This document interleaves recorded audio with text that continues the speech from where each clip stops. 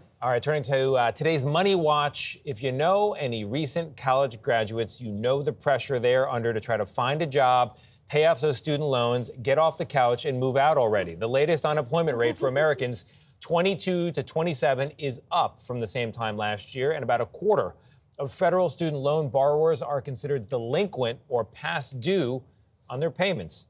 CBS News business analyst Jill Schlesinger joins us now with tips on how to make all of this less stressful. Jill, how do you do it? Well, first of all, you have to get your arms around what is going on in your own financial life. And it has been a tough labor market. It's a very strange thing because, we've been talking for the first 6 months of this year about how the economy's held up pretty well, but not so much for those recent grads who are 22 to 27 years old.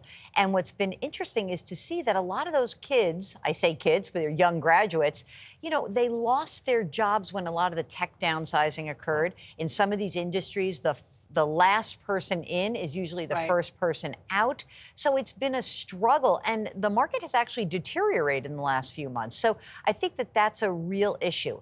I think that when you are looking at your own financial life and you are a young person or you're the parent or grandparent that's involved, the best thing to do is to actually see, where do I stand?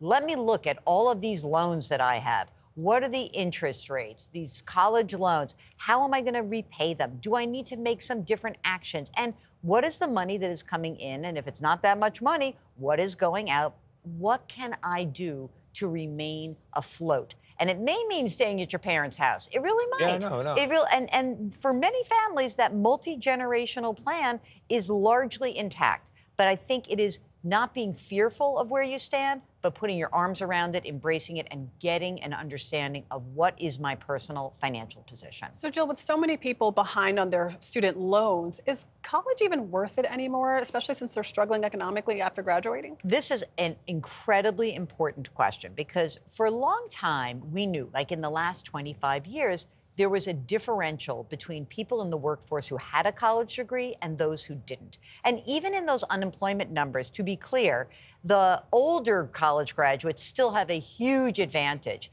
Now, a college degree is worth it as long as you finish college and you don't borrow too much money.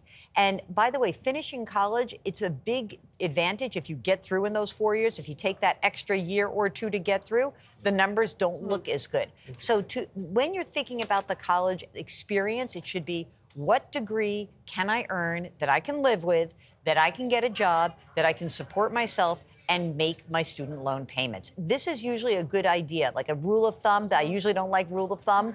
Borrow the amount of money that you think you can earn in your first job out of college. So if you're going to have a humanities major, you're only going to earn 40 or 50 grand that first job out. Well, maybe you don't borrow $100,000. You're going to be an engineer, a math major. Maybe you can. Maybe you do. But we have to be much more thoughtful about the types of colleges, the amount we're borrowing, and making sure we graduate. Great advice, as always, Jill Schlesinger. Thank you so much. If you have a money-related question for Jill, send an email to askjill@cbs.com, and she could answer it in an upcoming segment.